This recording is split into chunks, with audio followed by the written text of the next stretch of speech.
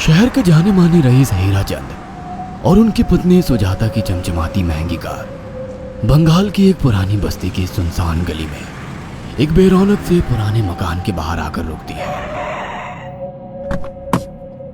सुजाता, ये तुम मुझे किस जगह लेकर आई हो? ये तो कोई गरीबों की बस्ती लगती है, यहाँ ऐसा क्या है? हीराचंद की कुछ भी समझ में नहीं आ रहा था कि सुजाता उसे ऐसी अजीब सी जगह क्यों लाई है, जिस मकान में दिन में भी अंधेरा दिख रहा था और धुआं उठ रहा था। आप मेरे साथ अंदर चलिए, सब समझ जाएंगे। यहाँ हमारी हर समस्या का समाधान मिलेगा।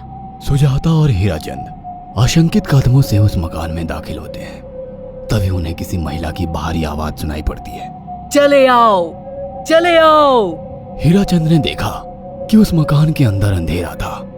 अचानक हीराचंद की निगाह एक कमरे की ओर पड़ी, जिसके अंदर हल्की हल्की सी रोशनी आ रही थी और उस कमरे के अंदर से धुआं उठ रहा था। शायद उस कमरे के अंदर आग जल रही थी। है? ये किसकी आवाज है? यहाँ इतना अंधेरा क्यों है और ये धुआं कैसे उठ रहा है? मेरा तो यहाँ दम घुट रहा है। सुजाता और हीराचंद धीरे धीरे कदमों से उस कमरे के अंदर चले गए। अंदर वाले कमरे में बिखरे बाल वाली एक खूबसूरत सी बूढ़ी औरत सामने जल रही आग में एक मुर्गी की गर्दन काटकर उसका खून गिरा रही थी और मुर्गी का शरीर छटपटा रहा था।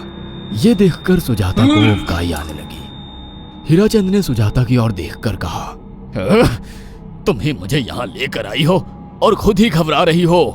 कौन है ये भयानक सी शक्ल वाली औरत और हम यहाँ क्यों आए हैं?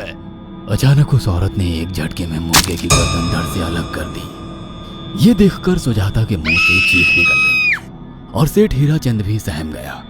वो बहुत डरावना नजारा था। ये अघोरा ताई हैं। ये हमें अपनी काली तंत्र विद्या से संतान सुख प्रदान कर सकती हैं। इसलिए मैं आपको यहाँ लेकर आई हूँ। कैसी बात करती हो? जहाँ बड़े से बड़े डॉक्टर सफल नहीं हुए, वहाँ ये मामूली औरत क्या कर लेगी? हीराचंद की बात सुनकर अघोरी ताई ने गुस्से से हीराचंद की ओर देखकर कहा, अगर आपको हमारी ये कहानी पसंद आई हो तो इसे लाइक और शेयर करना ना भूलें। साथ ही ऐसी और नई कहानियों के अपडेट्स पाने के लिए हमारे चैनल अक्षय टीवी को जरूर सब्सक्राइब करें।